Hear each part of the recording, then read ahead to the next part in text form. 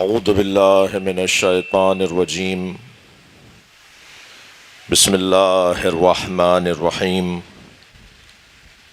الحمد للہ الذی لا یبلغ مدحتہ القائلون ولا یحصی نعماءہ العادون ولا یعدی حقہ المجتہدون الذي ليس لصفته حد محدود ولا نعت موجود ولا وقت معدود ولا أجل ممدود فطر الخلائق بقدرته ونشر الرياح برحمته الصلاة والسلام على الرسول المسدد المصطفى العمجد المحمود الأحمد سیدنا و مولانا و مولا الکونین جد الحسن والحسین عانی ابو القاسم محمد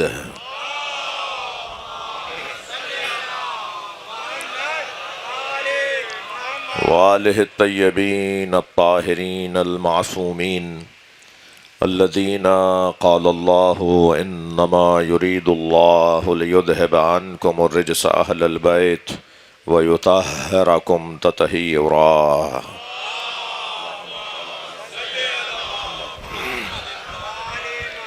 وَلَعْنَةُ اللَّهِ عَلَىٰ أَعْدَائِهِمْ أَجْمَعِينَ مِنْ يَوْمِ عَدَاوَتِهِمْ إِلَىٰ قِيَامِ يَوْمِ الدِّينِ أَمَّا بَعْدُ قَالَ الْحَكِيمُ فِي قُرْآنِ الْكَرِيمِ بسم اللَّهِ الرَّحْمَنِ الرَّحِيمِ يَوْمَ نَدْعُو كُلَّ أُنَاسٍ بِإِمَامِهِمْ وَمَنْ أُوتِيَ كِتَابَهُ بِيَمِينِهِ فَأُولَئِكَ يَقْرَؤُونَ كِتَابَهُمْ وَلَا يَظْلَمُونَ فَتِيلًا وَمَنْ كَانَ فِي هَٰذِهِ أَعْمَىٰ وَهُوَ فِي الْآخِرَةِ أَعْمَىٰ وَأَضَلُّ سَبِيلًا صلوات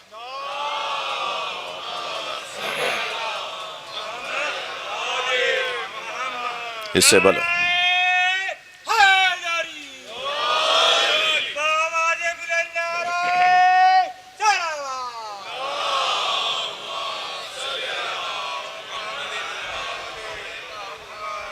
سورہ مبارکہ اسراء کی دو پے در پے مسلسل آیات آپ کے سامنے تلاوت ہوئی 71ویں آیت اور 72ویں آیت آیت کا ترجمہ اور آج مقدماتی تمہیدی گفتگو اس آیہ کریمہ پہ باقاعدہ موضوع کے مطابق یقیناً ذیل مقدمے میں گفتگو ہوگی ارشاد حضرت احدیت ہے یوم ندعو کل اناس بامامہم اس دن ہر شخص کو اپنے امام کے ساتھ اٹھایا جائے گا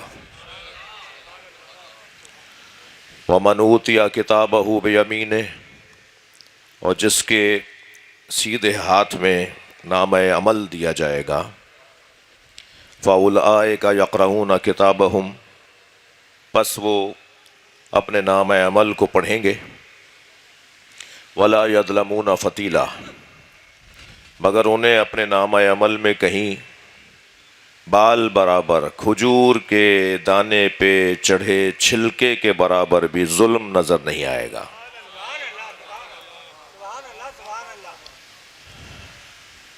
وَمَنْ كَانَ فِي هَٰذِهِ أَعْمَىٰ اور جو اس دنیا میں اندھا ہے وَهُوَ فِي الْآخِرَةِ أَعْمَىٰ وہ آخرت میں بھی اندھا ہے وَأَضَلُّ سَبِيلًا اور اسے جنت کا رستہ نظر نہیں آئے گا اسے کوئی رستہ نظر نہیں آئے گا وہ راہ گم کردہ ہوگا وہ راہ گم شدہ ہوگا آیہ کریمہ ایک نظریاتی اور عقیدتی اور علم کلام کے ایک اہم ترین موضوع پر رہنما آیت ہے مؤید آیت ہے مددگار آیت ہے ایک عقیدے کا استدلال آیت ہے ایک عقیدے پہ دلیل آیت ہے جس پر انشاءاللہ مسلسل گفتگو ہوگی. جب یہ قرآن کی آیت کسی ایک صحابی محترم نے پڑھی کہ وما خلقت الجن والانس الا لیعبدون، اللہ ارشاد فرما رہا ہے کہ میں نے خلق نہیں کیا جن اور انس کو، وما خلقت الجن والانس، ترتیب میں بھی جن پہلے ہیں اور اللہ کے کلام میں بھی جن پہلے بیان ہوئے ہیں، خلقت میں بھی جن انسانوں سے پہلے ہیں۔ وما خلقت الجن والانس، میں نے خلق نہیں کیا جن کو اور انس کو الا لیعبدون، مگر اس لیے خلق کیا تاکہ وہ عبادت کریں۔ اس آیہ کریمہ کو جب کسی محترم شخصیت نے پڑھ کے سنایا تو ایک اور صحابی محترم کی آواز آئی جو امام حسین کو مخاطب کر رہی تھی، بے ابی انت و امی یا ابن رسول اللہ، میرے ماں باپ آپ پہ قربان ہے فرزند رسول۔ اس آیت کا کیا مطلب ہے؟ تو امام نے فرمایا کہ روایت کہتی ہے خرج الحسین علی اصحابہ، تو امام آگے تشریف لائے اور اس مجمع سے خطاب فرمایا، اپنے اصحاب سے خطاب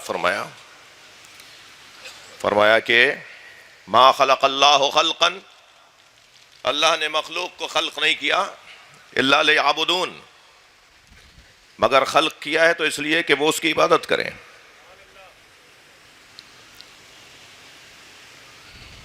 اور یہ ممکن نہیں ہے الا لیعرفون، یہ اس وقت تک ممکن نہیں ہوگا جب تک کہ وہ اللہ کو پہچانیں گے نہیں۔ جو عبادت کرنا چاہتا ہے، عبادت کا ذوق اور ذائقہ رکھتا ہے، پہلے اسے جس کی عبادت کر رہا ہے اس کی معرفت ہونا چاہیے۔ اگر وہ معرفت کے بغیر اپنی خدمت کو پیش کرے گا تو وہ بچکانہ ہوگی، وہ واہمانہ ہوگی، وہ توہمانہ ہوگی، وہ مشکوک ہوگی، وہ غیر یقینی ہوگی، وہ بندگلی کا شکار ہوگی، وہ پشیمانیوں اور ندامتوں کا سامنا کروائے گی۔ ہر شخص اپنی معرفت کے مطابق عبادت کرتا ہے۔ اس لیے اگر نماز جماعت میں آپ کو 2000 نمازی نظر آ رہے ہوں تو یہ 2000 نمازیں ہو رہی ہیں، کیونکہ ہر شخص اپنے اعتبار سے نماز پڑھ رہا ہے، ہر شخص اپنی معرفت کے مطابق نماز پڑھ رہا ہے۔ اور کیا معلوم کہ اس میں کسی ایک اللہ کے ولی کی وجہ سے بعض مجھ جیسے معرفت کم رکھنے والوں کی نماز بھی قبول ہو جائے۔ اسی لیے کہا گیا ہے کہ نماز جماعت میں شریک ہوا کرو، کیونکہ نماز جماعت میں اللہ کو اس پوری جماعت کی نماز قبول کرنی ہے، تو جب اولیاء کی نماز قبول ہوگی تو شاید ہماری نماز بھی لگ کر قبول ہو جائے۔ صلوات پڑھیں ذرا محمد و آل محمد۔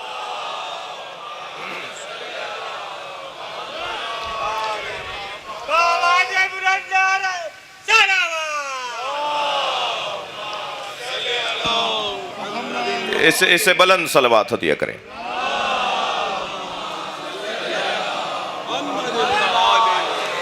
آئے خوشنودی امام زمانہ علیہ السلام بآواز بلند تر صلوات۔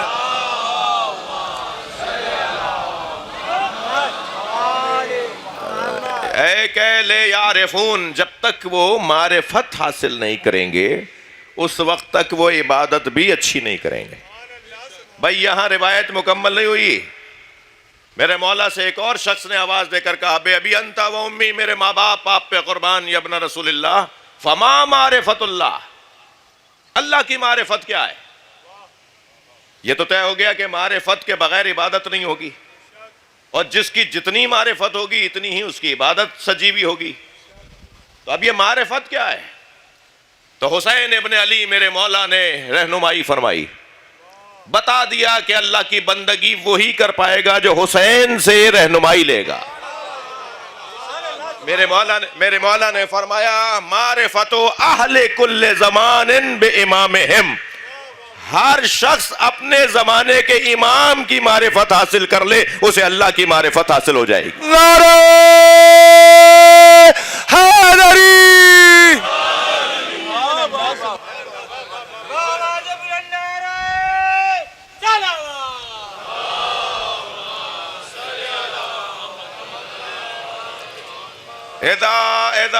عَرَفُوهُ، اور جب اس نے معرفت حاصل کر لی، عَبَدُوهُ، تو وہ اللہ کی عبادت کرے گا۔ وَإِذَا عَبَدُوا، امام حسین کے جملے ہدیہ کر رہا ہوں محترم سننے والوں کو، وَإِذَا عَبَدُوا اسْتَغْنُوا عَنْ عِبَادَتِ غَيْرِ اللَّهِ، اور جب وہ اللہ کی معرفت حاصل کر کے اس کی عبادت کرے گا تو وہ غیر خدا کی عبادت سے مستغنی ہو جائے گا۔ غیر خدا کی عبادت سے مستغنی ہونا ہدف ہے حسینیوں کا، غیر خدا کی بندگی سے نکلنا مقصد ہے عزاداروں کا۔ اور جب غیر خدا کی بندگی سے حسینی باہر آ جاتا ہے، پہلے تخلیہ ہونا چاہیے نا، پھر تجلیہ ہوگا۔ پہلے من تو صاف کرو تب نور خدا آئے گا۔ پہلے اپنے آپ کو تو پاک کرو تاکہ صاحب طہارت اپنی جگہ بنا سکیں۔ یہ پہلا مرحلہ ہے کہ اپنے وجود سے پہلے غیر خدا کو نکالا جائے، اور جب اپنے وجود سے غیر خدا کو نکال دیا تو اب جگہ بنے گی خدا اور اس کے نور کی۔ اور اس کیفیت میں جب حسینی ایک مولا کا چاہنے والا اپنی زندگی کا آغاز یا اپنی زندگی کو کمال بخشتا ہے تو پھر وہ 72 نہیں ہوتے بلکہ قیامت تک کے لیے رہنما ہوتے ہیں۔ وہ سن 61 ہجری میں دنیا سے چلے نہیں گئے ہوتے بلکہ سن 61 ہجری میں آئے ہوتے ہیں، اور پھر قیامت تک کی وہ رہنمائی کرنے کے لیے منتخب کر لیے جاتے ہیں۔ عزیزان گرامی، آج پہلی محرم، آغاز ایام عزا، ایک مدت تک اس تاریخ میں مبارکبادیں دی جاتی رہیں کہ سال کا پہلا دن ہے، امت کو مبارک ہو۔ شاید کوئی سمجھ رہا تھا کہ وہ ہمیں تنگ کرنا چاہ رہا ہے۔ ہم تو جیسے غیر خدا کو نہیں دیکھتے ایسے حسین کے دشمنوں کو دیکھتے ہی نہیں ہیں۔ صلوات پڑھنے ذرا محمد و آل محمد۔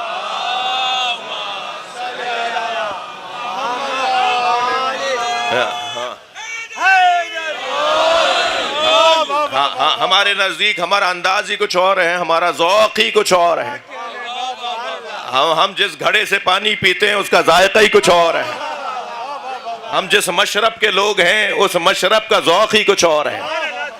اگر صرف حسینیوں کو سمجھ لیا ہوتا تو امت نجات پا جاتی، اور آج بھی نجات کا رستہ حسینی ہی عطا کر رہے ہیں۔ بہت واضح ہے۔ اب وہ مبارکباد کا تو شاید دور ختم ہو گیا، اب تو پرسے دیے جا رہے ہیں، تو ہمارا کام نہیں ہے۔ ہم پہلے بھی نہ ان سے متاثر ہوئے، نہ آگے بھی ان کی حیثیت ہے کہ ہم ان کی طرف دیکھیں۔ ہمارا اپنا کام ہے جو آج سے نہیں صدیوں سے جاری ہے، بلکہ یہ وہ واحد ذکر ہے، یہ وہ واحد ذکر ہے کہ جس ذکر کو اس کے مذکور سے پہلے انجام دیا گیا۔ اللہ کرے میں اپنے جوانوں کو، اپنے بچوں کو بات منتقل کر پاؤں۔ یہ واحد ذکر امام حسین ہے۔ ایک اور صلوات پڑھیں محمد و آل۔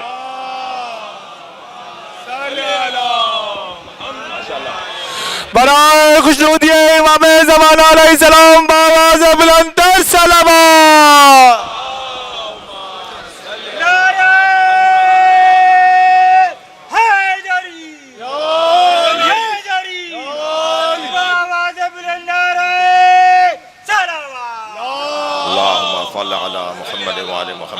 بھئی صلوات پڑھتے وقت تو تکلف نہیں ہونا چاہیے۔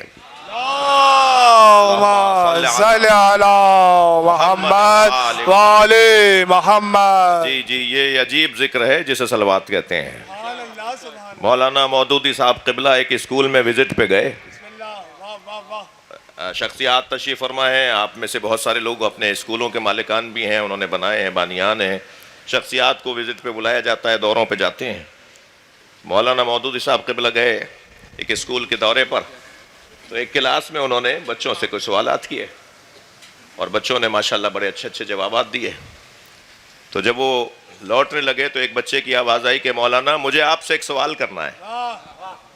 تو پلٹے, بہت خوشی ہوئی انہیں, اس کے قریب جا کے کھڑے ہوئے, بیٹا ماشاءاللہ بولو کیا پوچھنا چاہتے ہو؟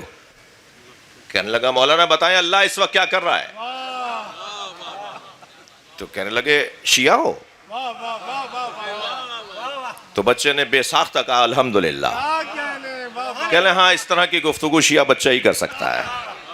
کہہ لیں بیٹا اللہ کیا کر رہا ہے؟ اللہ تو اللہ ہے, جو چاہے کرے, جب چاہے کرے, جو چاہے کرے. اللہ خالق بھی ہے, اللہ رب بھی ہے, اللہ مالک بھی ہے, اس کی مرضی جو چاہے کرے. ہم کیا بتائیں گے کہ اللہ کیا کر رہا ہے؟ تو کہنے لگا نہیں مجھے پتا ہے کیا کر رہا ہے. تو انہوں نے کہا بیٹا کیا کر رہا ہے؟ کہا ان اللہ و ملائکتہ یصلون علی النبی یا ایھا الذین آمنوا صلوا علیہ وسلموا تسلیما. اللہم صل علی محمد و آل محمد. بابا سے بلندر صلوات. ایک اور بلند صلوات. اللہم صل علی محمد و آل حسینیت حسینیت یزیدیت یزیدیت. اہل بیت کے دشمنوں پہ لعنت.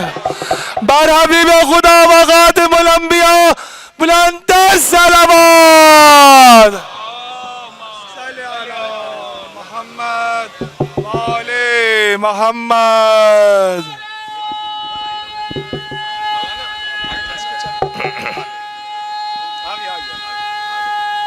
ماشاءاللہ یا علی. ماشاءاللہ. ایک اور بلند صلوات. اللہ اس سے بھی بلند صلوات.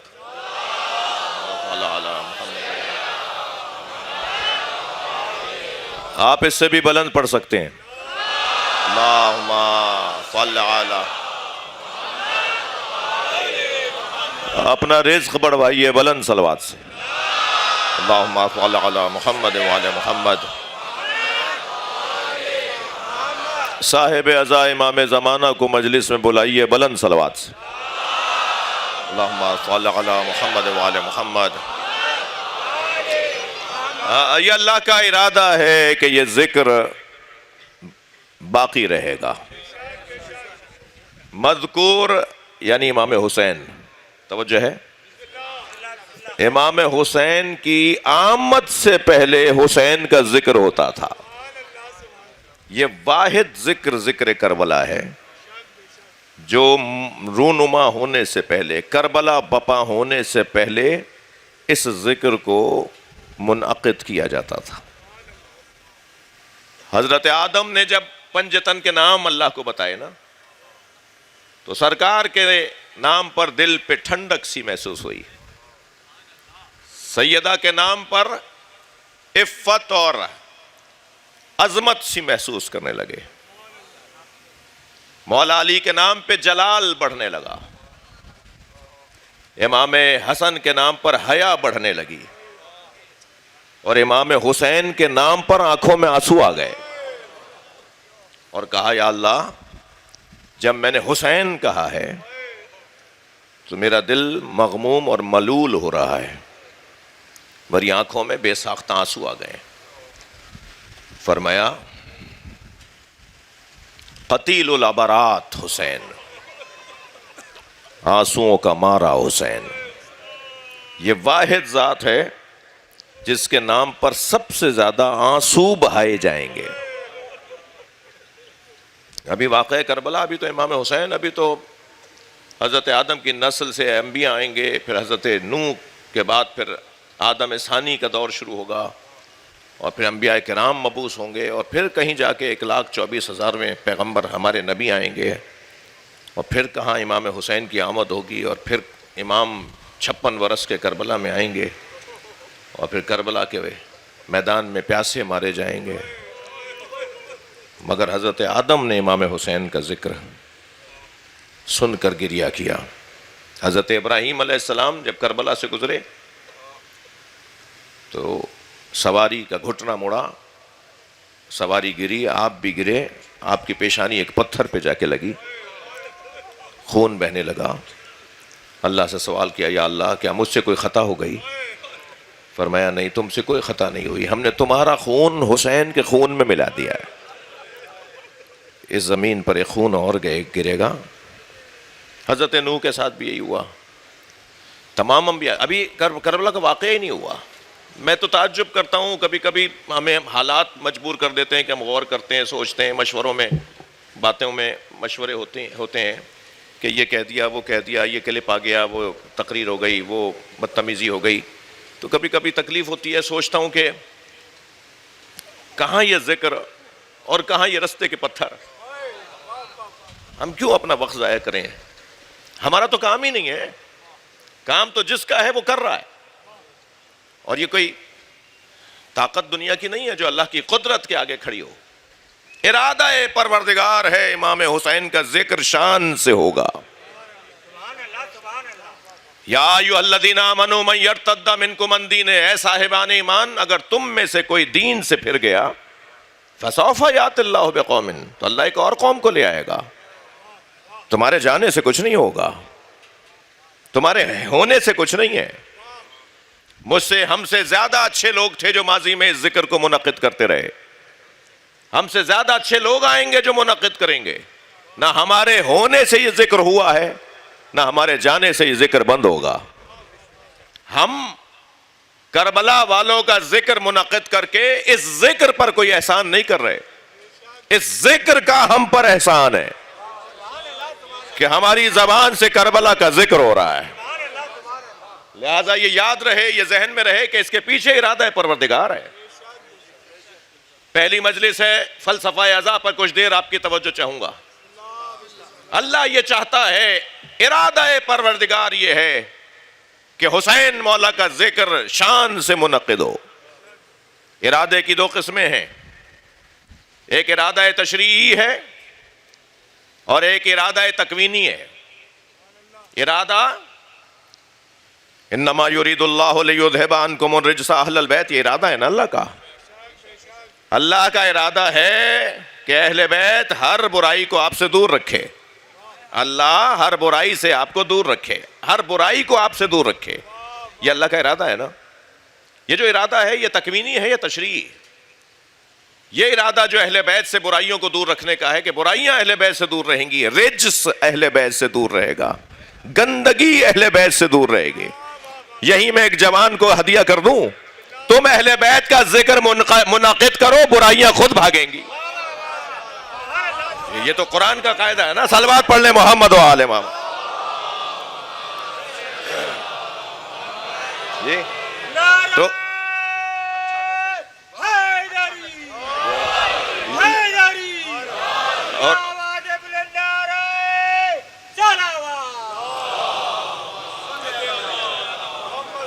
بھائی اس وادی میں آج آنا نہیں چاہ رہا تھا، لیکن ایک جملہ پھر دوبارہ دل کر رہا ہے کہ اسی وادی کا ایک جملہ ہدیہ کر دوں، اور وہ ہدیہ یہ ہے کہ جب اللہ نے غدیر کے میدان میں نبی سے کہہ دیا کہ تم علی پہنچاؤ، لوگوں کے شر سے اللہ بچائے گا۔ واللہ یعصمک من الناس،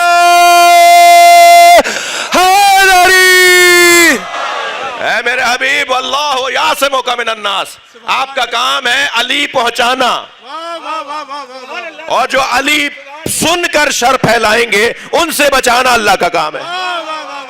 تو جب اللہ نبی کو علی پہنچانے پر شریوں کے شر سے بچانے کا اعلان کر چکا ہے تو مولائیوں سے نہیں بچائے گا۔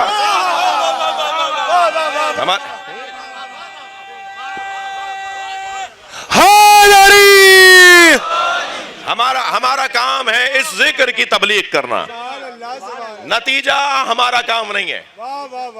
آیت اللہ خمینی کا بڑا حسین جملہ ہے، وہ فرماتے ہیں ہم پابند فرائض ہیں، پابند نتائج نہیں ہیں۔ ہم اپنا کام کریں، نتیجہ دینے والا اللہ خود جانتا ہے کہ نتیجہ کیا نکلے گا۔ علی مولا، علی مولا، علی مولا، علی مولا، اللہم صلی علی محمد۔ माशाअल्लाह पहली मजलिस में ही भरपूर मजमा है। एक और बुलंद सलवात। अल्लाहुम्मा सल्ली अला मोहम्मद व आले मोहम्मद। इरादा है परवरदिगार, अल्लाह का इरादा ये है कि वो इस जिक्र को महफूज रखेगा। सुभान अल्लाह, सुभान अल्लाह। इरादे की दो किस्में हो गई, थोड़ा सा मुझसे फलसफा सुन लीजिए। बिस्मिल्लाह। इरादे की दो किस्में हो गई। इल्म कलाम की बहस भी यही है, इरादा तकवीनी और इरादा तशरीई। इरादा तकवीनी है परवरदिगार ये है कि इन्न सफ़ा वल मरवा मिन शाइरिल्लाह, सफ़ा और मरवा अल्लाह की निशानियों में से निशानी है। ये खिलकत का हिस्सा है ना, कोई माने ना माने, अल्लाह ने कह दिया कि ये अल्लाह की निशानी है। जो जा रहे हैं हज करने के लिए और जो नहीं जा रहे, ऐसा नहीं है कि किसी के न जाने से वो अल्लाह की निशानी नहीं रही। इरादा परवरदिगार है। तकवीनन वो मुअज़्ज़म है, तकवीनन वो मुअज़्ज़म है। वल बुदनो जालनाहा मिन शाइरिल्लाह, और ये कुर्बानी का जो जानवर है, जो अब से कुछ पहले मंडी में खड़ा था और आपने मसलन 9 ज़िलहज 8 ज़िलहज को जाकर उसका ये रकम अदा किया और उसको लेकर बाहर आए, तो जैसे ही आपने नियत की, वाह सुभान अल्लाह, नियत से पहले वो आम जानवर था, अब वो अल्लाह की निशानी हो गया। सुभान अल्लाह, सुभान अल्लाह। वाह वाह वाह वाह। यानी एक लम्हे में वो अल्लाह की निशानी हो गया। यहां आपने अदायगी की, वहां नियत की कि ये जानवर कुर्बान करूंगा मैं। जैसे ही नियत की, वल बुदनो जालनाहा मिन शाइरिल्लाह, कुरान कह रहा है ये कुर्बानी का जानवर, अल्लाह ऐलान कर रहा है कि ये कुर्बानी का जानवर अल्लाह की निशानियों में से निशानी है। यानी हमने ही तय किया और अल्लाह की निशानी हो गई। जिसे हम तय करें कि ये कुर्बानी का जानवर है तो वो अल्लाह की निशानी हो गई। ये कितना हसीन कायदा है परवरदिगार आलम की तरफ से। इसका मतलब ये हुआ कि अल आमालु बिन्नियात, अमाल का दारो मदार नियतों पर है। यहां तुमने नियत की, वहां तुम्हारे अमल की खूबसूरती बढ़ना शुरू हो गई। अच्छा, नियतों के बारे में तो वही जानता है ना जो सीनों का हाल जानता है। अच्छा, कुछ लोग हैं जो दिखावे के लिए, बनावट के लिए, रियाकारी के लिए काम कर रहे होते हैं। उन्हें भी अल्लाह जानता है कि ये किस नियत से ऐसा कर रहे हैं, और जो अल्लाह की खातिर ऐसा कर रहे होते हैं उन्हें भी अल्लाह जान रहा होता है, उन्हें भी अल्लाह जानता है कि ये किस नियत से कर रहे हैं। तो अब ये कुर्बानी का जानवर, और अब मुसलमानों के यहाँ और तालीमात इस्लामी के अंदर ये लिखा हुआ है कि ये जानवर शिफाअत करेगा। अच्छा, क्यों? इसलिए कि इसे तुमने अल्लाह से मंसूब कर दिया। अगर जानवर, पत्थर, हैवान अल्लाह से मंसूब हो जाए तो वो तुम्हें जन्नत में ले जाएगा। ये तो बहुत मशहूर बात है ना जो मैं कर रहा हूं, कोई नई बात तो नहीं है। सलवात पढ़े जरा मोहम्मद वाले। यानी ये जानवर जो अल्लाह से मंसूब कर दिया गया, वो शिफाअत करेगा, वो जन्नत में ले जाएगा, वो बख्शिश करवाएगा। ऐसा ही है भाई। जो हम पर ताना और तशनी करते हैं, पूरी कौम को कुछ ना कुछ इमाम हुसैन की शबी जुलजना से मुताल्लिक चुपते हुए जुमले कहते हैं, मैं उनसे एक जुमला कहना चाहता हूं कि मुसलमान इंसान से बढ़कर तो ताजीम वाला कोई वजूद ही, मखलूक ही नहीं है, और फिर इंसानों में मुसलमान से बढ़कर कोई नहीं है, और फिर मुसलमानों में मोमिन से बढ़कर कोई नहीं है, और फिर मोमिनीन में मुत्तकी से बढ़कर कोई नहीं है। यही कैफियत है ना, यही दर्जे हैं ना। ये जो सबसे ज्यादा मुअज़्ज़म लोग हैं, मोहतरम लोग हैं, इतने बड़े लोग, और इनमें मुत्तकियों में सबसे ज्यादा सजे हुए मुत्तकी कौन है? सहाबा कराम। थोड़ा गर्दन हिला देना मेरी बात जाए तो। भाई मुत्तकियों की जो जलवे थे, मुत्तकियों के जो मंजर थे, उनमें से एक मंजर है सहाबा कराम। अब सारे सहाबा नबी की ऊंटनी के पीछे चल रहे हैं, जहां ये बैठेगी नबी उसी घर में ठहरेंगे।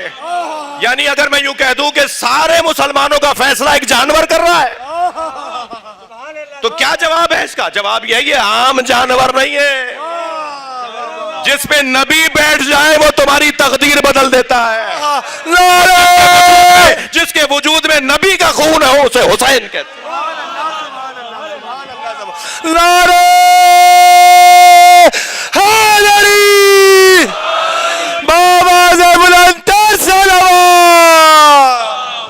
जी, और फिर उस मुजाहिद का घोड़ा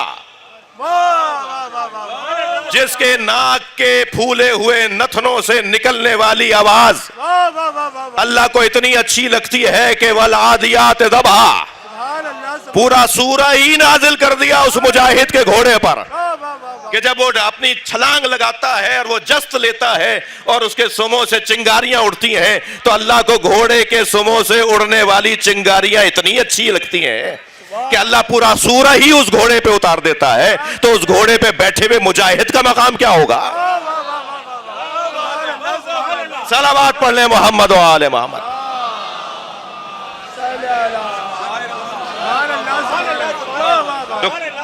تو کچھ ایسی وجود ہیں جو تکویناً معظم ہیں، کچھ ایسی ہستیاں ہیں جو تکویناً معظم بنائی گئی ہیں، جن کا وجود ہی تعظیم کے لیے بنایا گیا ہے. اور کچھ ہستیوں کے لیے کہا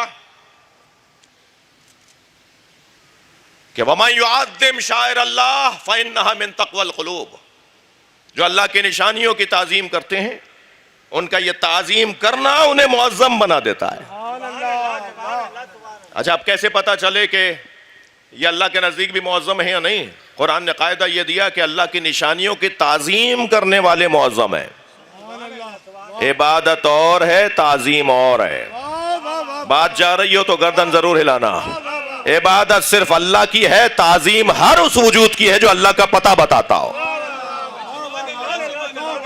لہذا والدین کی تعظیم کیوں ہے؟ اس لیے کہ والدین اللہ تک پہنچاتے ہیں. اس ماں نے ہی تو بتایا تھا ہمیں کہ نماز کیسے پڑھتے ہیں. اس مجلس میں ہم اماں کی وجہ سے تو بیٹھے ہیں، ابا سے پہلے اماں کی وجہ سے بیٹھے ہیں. اس لیے کہ ہماری ماں اس دور میں بھی ہمیں مجلس میں لے جاتی تھی جب اب ہم دنیا میں آئے نہیں تھے، اور ہم دنیا میں آنے سے پہلے کے حسینی ہیں.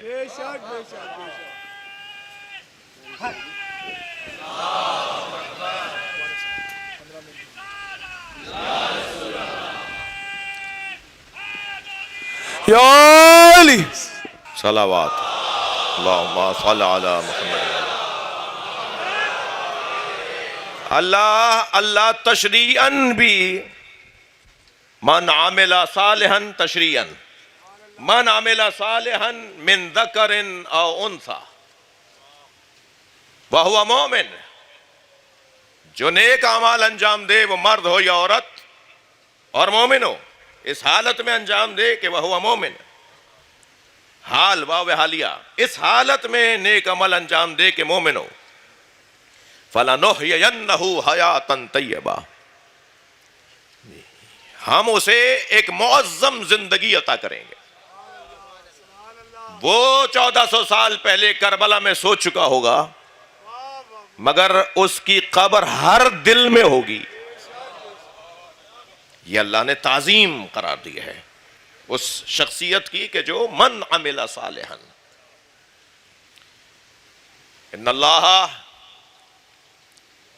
ان الذین آمنوا وعملوا الصالحات، سورہ نساء 148. ان الذین آمنوا وعملوا الصالحات سیجعل لهم الرحمن ودا، جو نیک اعمال انجام دینے والے لوگ ہیں، جو عمل صالح اور ایمان کے جلوے دکھانے والے لوگ ہیں، اللہ لوگوں کے دلوں میں ان کی محبت ڈالتا ہے. یہ جو لوگوں کے دلوں میں محبت کسی کی آتی ہے یہ پیسے سے نہیں خریدی جاتی.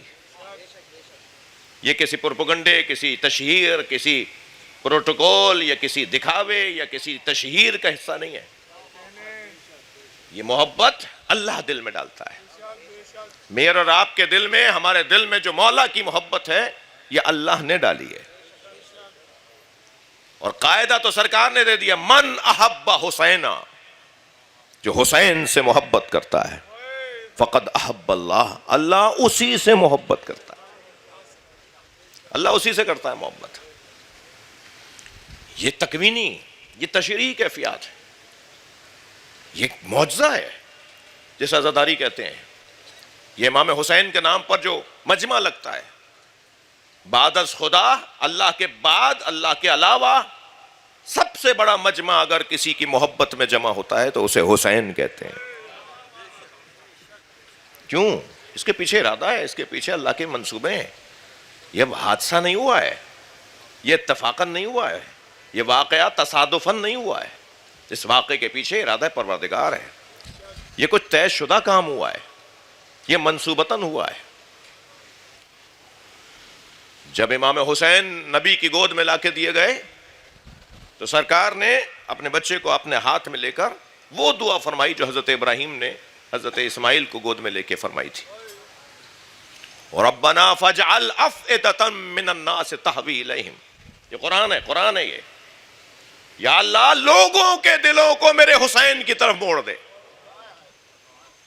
یہ جو کچھ آج سے شروع ہوا ہے، بلکہ کل رات سے شروع ہوا ہے، یہ جو چاند رات سے عزاداری کا سلسلہ شروع ہوا ہے، یہ نبی کی دعا کی قبولیت کا جلوہ ہے۔ یہ سرکار دو جہاں نے دعا مانگی تھی کہ اللہ لوگوں کے دلوں کو میرے حسین کی طرف موڑ دے۔ دیوانہ وار عاشقانہ دوڑے چلے جا رہے ہیں، اپنی حیثیت کو ختم کر کے، اپنی حیثیت کو بھلا کر، دنیا سے ہاتھ اٹھا کر۔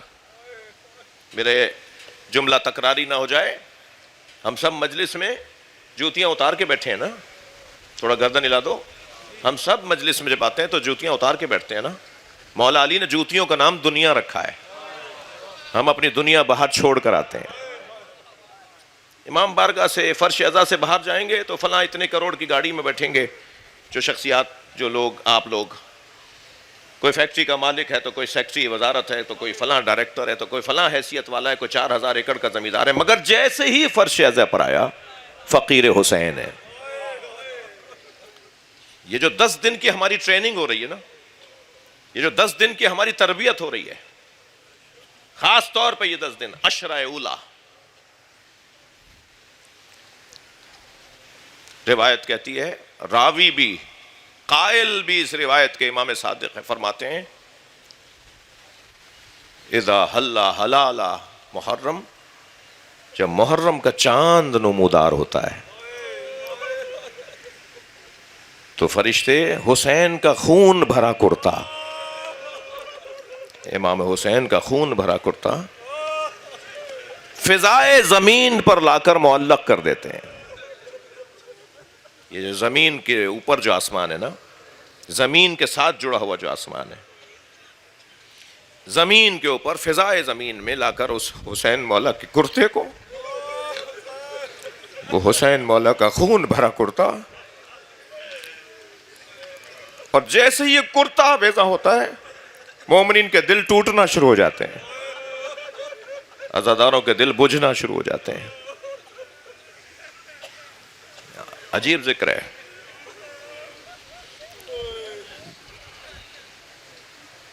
اور پھر شام غریبہ میں وہ کرتا اتار لیا جاتا ہے۔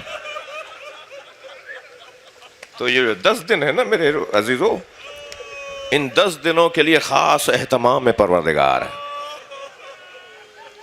خاص اہتمام اللہ کا، ارادہ اللہ کا یہی ہے، اللہ چاہتا یہی ہے۔ اور یاد رہے، ہم یہ جو ذکر منعقد کر رہے ہیں، یہ صرف عقیدت، یہ صرف روایت، یہ صرف رسم، یہ صرف ہماری تہذیب نہیں ہے۔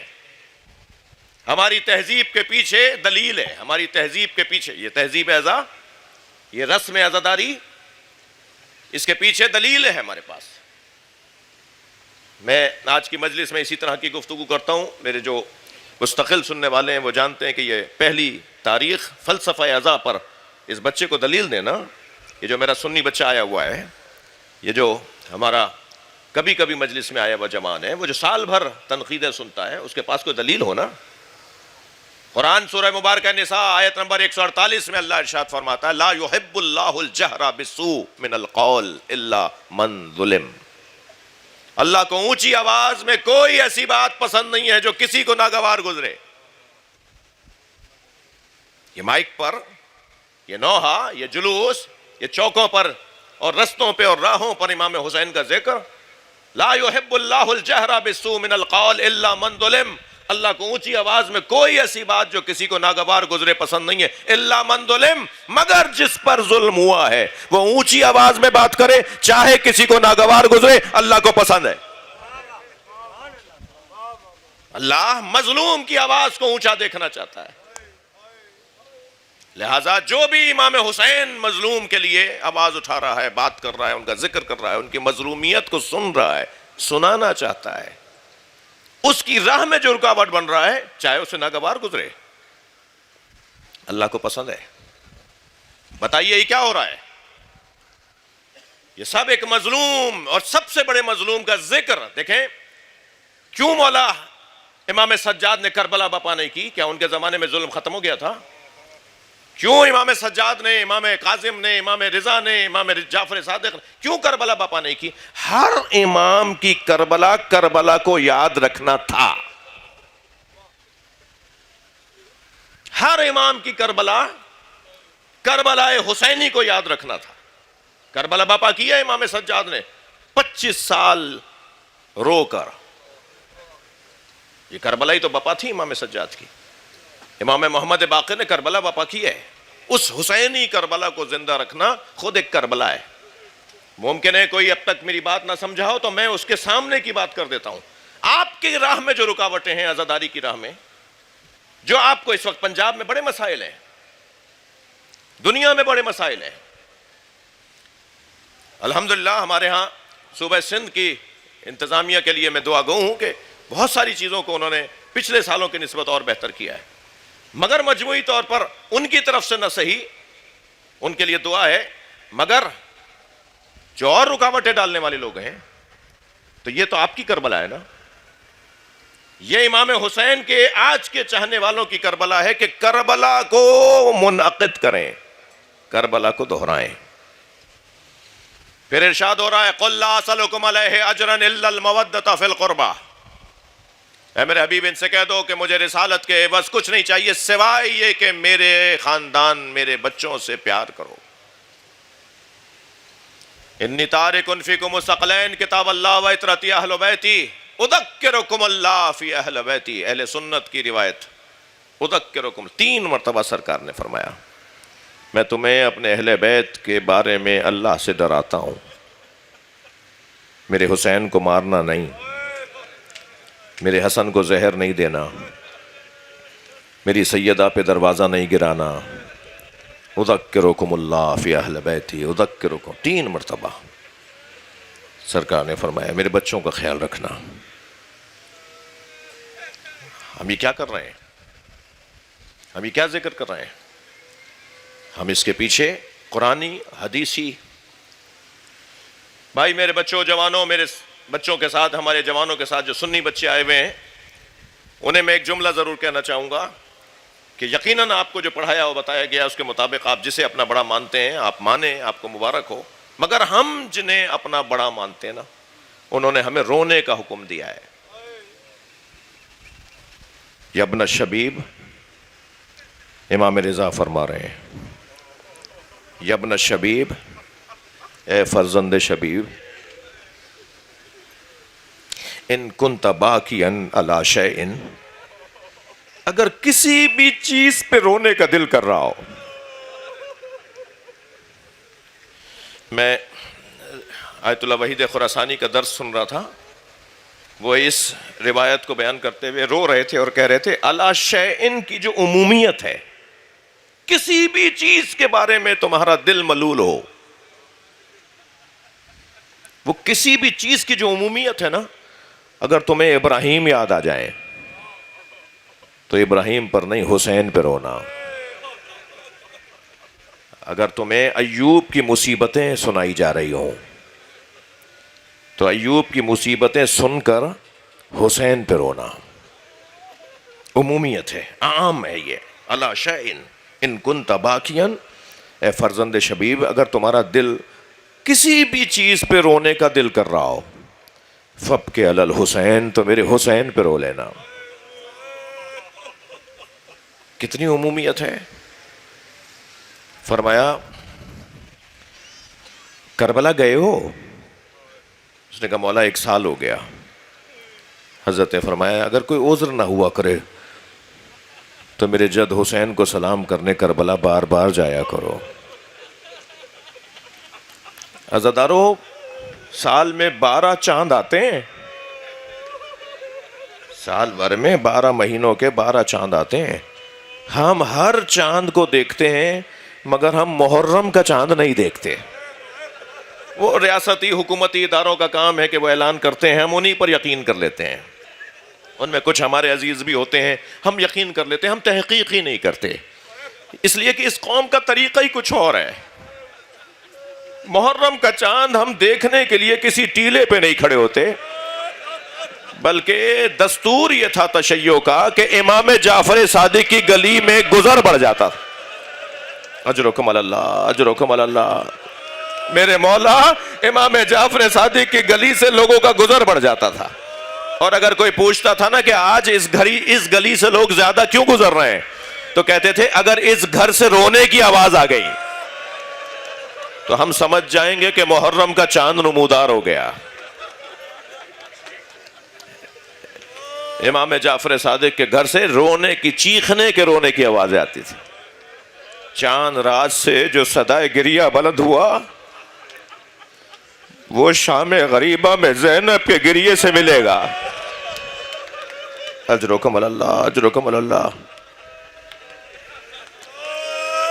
اللہ آپ کو کسی غم میں نہ لائے. جو جہاں بیٹھا ہے اپنی آوازوں کو آزاد کرے گا. پرسہ دینے آئے نا, جن کے مذہب میں رونا جائز ہے وہ تکلف نہیں کریں. اللہ آپ کو اس کا اجر و ثواب عطا فرمائے. امام حسین مدینہ چھوڑ رہے ہیں. اجرکم اللہ. سخت ترین جملے, ہر سال منتظر ہوتے ہیں نا آپ ان جملوں کے سننے کے. مولانا میں سال بھر سے منتظر تھا کہ پہلی محرم میں آپ بتائیں گے کہ مدینہ کیسے چھوڑا, اپنا گھر کیسے چھوڑا جاتا ہے. جب امام حسین کو ولید لعین نے یزید کا خط پڑھ کر سنایا اور امام نے فرمایا کل دن نمودار ہونے دو, کل سورج نکلنے دو, سارے مدینے کے سامنے مجھ سے سوال بیعت کرنا, یہ کہہ کر جو امام لوٹے تو مروان نے ولید سے کہا کہ اگر آج حسین چلے گئے تو پھر ہاتھ نہیں آئیں گے.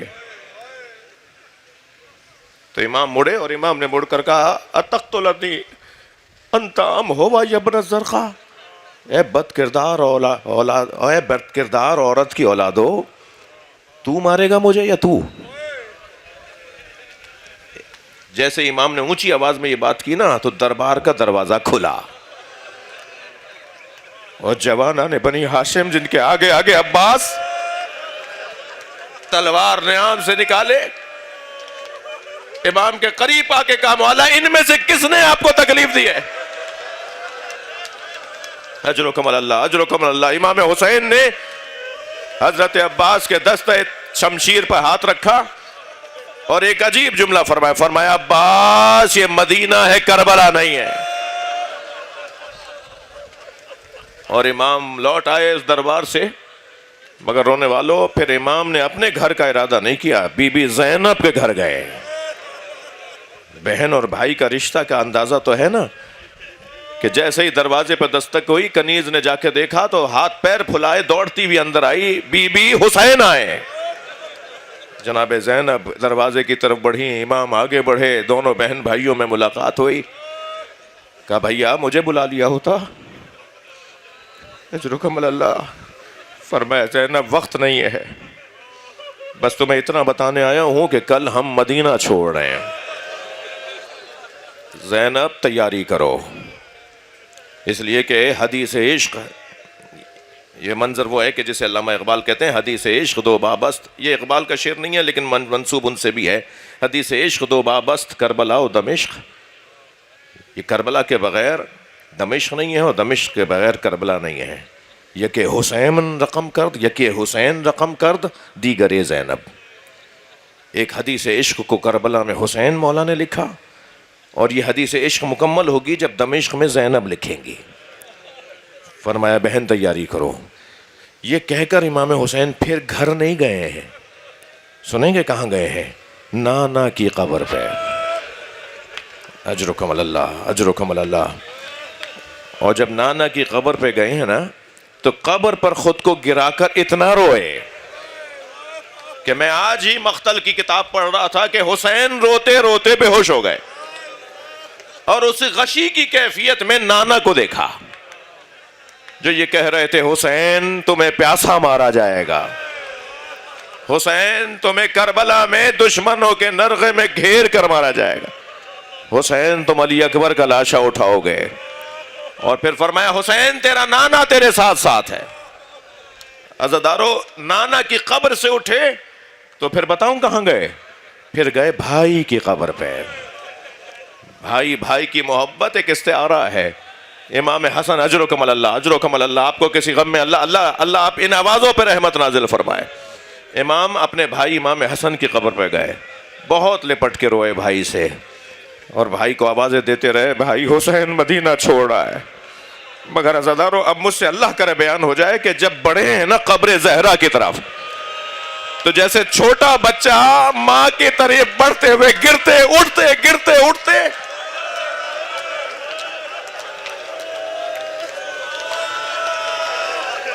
اجرکم اللہ بار بار زمین پر گرے اور ماں کی قبر سے ایسے لپٹے جیسے چھوٹا بچہ اپنی ماں سے لپٹ کے بات کرتا۔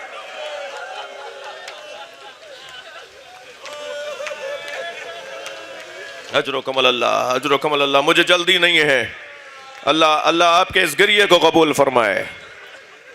اللہ اس پورے محرم میں، پورے عشرے میں، پورے محرم میں ہمیں ایسے ہی پرسہ دینے کی توفیق عطا فرمائے۔ جب رونے لگے نا تو بے تکلف ہو جائے کرے،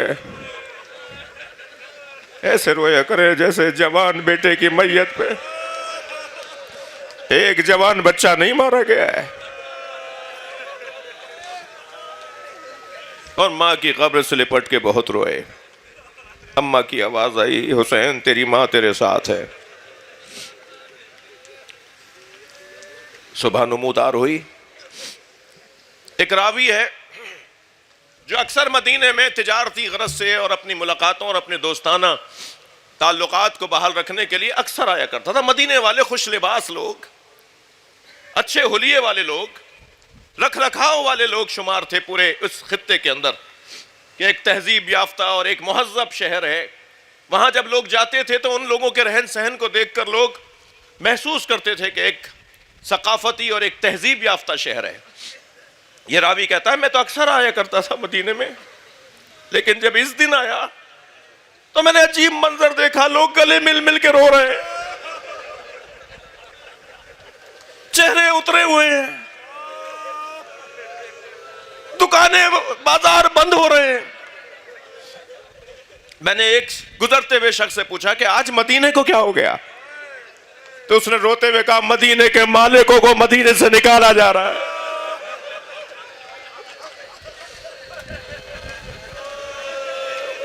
اجرکم اللہ کہتا ہے مجھے پھر سمجھ میں نہیں آیا ماجرا کیا ہے۔ میں نے کہا کیا مطلب ہے اس کا؟ کہا حسین اپنے بچوں کے ساتھ مدینہ چھوڑ رہے ہیں۔ کہتے ہیں کچھ فاصلے پر شخصیات لوگ کھڑے دیکھ رہے تھے بیت الشرف کی طرف۔ وہاں منظر یہ تھا کہ عماریوں کو باندھا جا رہا تھا، محملوں کو لگایا جا رہا تھا، ہودجوں کو سجایا جا رہا تھا، اور سواریوں پر سامان لادا جا رہا تھا۔ بنی ہاشم کے غلام اپنی محنت اور اپنے کام میں مصروف تھے، اور ایک جانب حسین کرسی پر بیٹھے تھے۔ کہتے ہیں یہ سارا کام ہو رہا تھا اور ہم دیکھ رہے تھے کہ ہو کیا رہا ہے کہ اچانک آواز آئی غضوا ابصارکم، اپنی آنکھیں نیچی کرو۔ میں نے لوگوں سے پوچھا یہ آواز کس کی ہے؟ کہا یہ عباس کی آواز ہے۔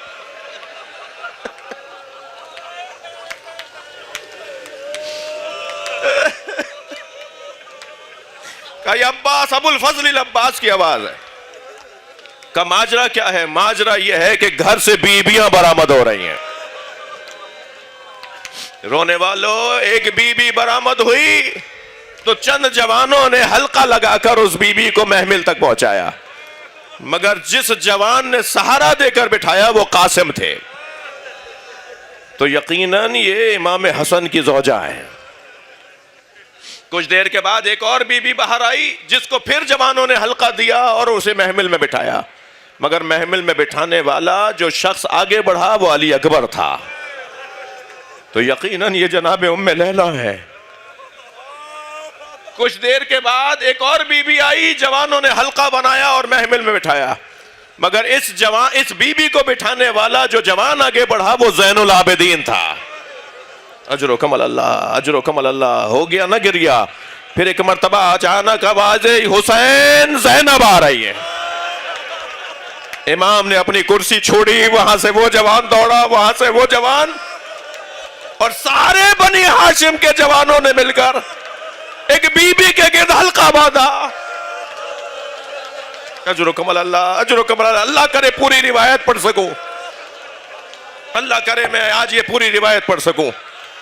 سارے جوانان بنی ہاشم نے حلقہ باندھا اور امام حسین ساتھ ساتھ چل رہے ہیں کہ ایک مرتبہ پیچھے پیچھے ایک عصا ہاتھ میں تھامے بی بی. آواز آئی یا ابا الفاضل. تو جیسے ہی عباس کو کسی نے آواز دیا, مولا نے مڑ کے دیکھا, وہ بی بی ام البنین آواز دے کر کہا یا عباس یا ابا الفضل ہذہ ودیعۃ فاطمہ, یہ فاطمہ کی نشانی ہے. ہذہ ودیعۃ مولائی امیر المومنین, یہ زینب علی کی نشانی ہے.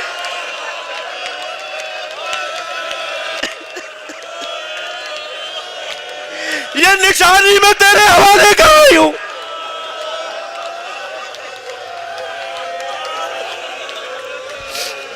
اجرکم اللہ اجرکم اللہ. عجیب روایت ہے کہ جب یہ جناب ام المنین نے مولا عباس کو وصیت نصیحت فرمائی تو عجیب روایت یہ ہے کہ جناب زینب مڑی اور حضرت عباس کے سینے پہ ہاتھ رکھ کے فرمایا اماں مجھے بھائی کا بڑا مان ہے, اماں مطمئن رہو عباس مجھ سے غافل نہیں ہے. سلام ہو زینب پر. جب 11 محرم کو اونٹ پر بیٹھ رہی تھی, مڑ مڑ کے آواز دے رہی تھی عباس.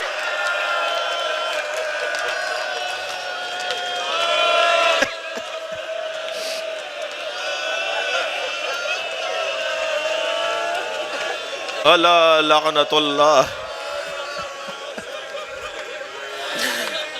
میرے عزیز کو مجھے اشارہ کر رہے ہیں کہ کچھ اور پڑھیں. کچھ عزادار ہیں, میرے عزیز سے مراد میرے سب عزیز ہیں آپ.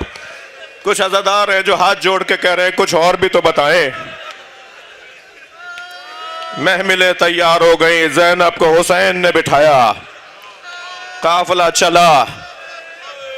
قافلہ ابھی کچھ چلا تھا کہ مولا عباس گھوڑا دوڑائے ہوئے قریب آئے. مولا حسین سے کہا مولا ہمارے قافلے کے پیچھے ایک چھوٹا سا قافلہ چل رہا ہے.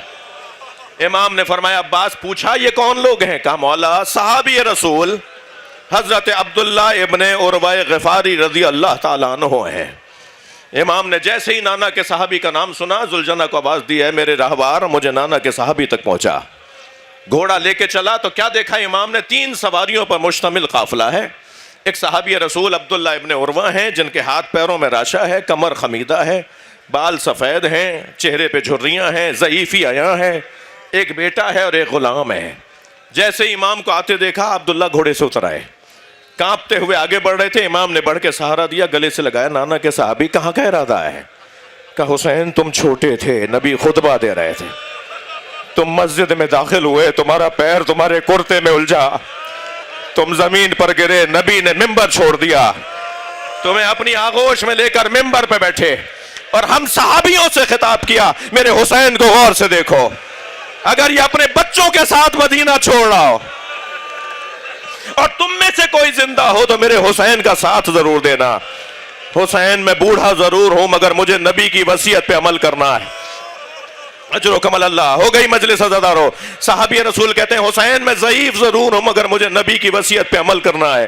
امام نے فرمایا آئیے پھر میرے ساتھ چلیے, علی اکبر آپ کی خدمت کریں گے, عباس آپ کے کام آئیں گے, میرے بچے آپ کی خدمت کریں گے. کہنے لگے نہیں حسین تمہارا قافلہ آگے چلے گا اور میں کچھ پیچھے چلوں گا. امام نے فرمایا ایسا کیوں کرنا چاہتے ہیں آپ, ہم سے جدا کیوں چلنا چاہتے ہیں؟ کہا حسین اس قافلے میں زینب کی سواری ہے. میں عبداللہ ابن عروہ غفاری سے ہاتھ جوڑ کر کہوں گا کاش تم 11 محرم کو کربلا میں ہوتے. زینب پکار پکار کے کہہ رہی کوئی ہے جو مجھے چادر لا دے. الا لعنت اللہ علی الظالمین یا حسین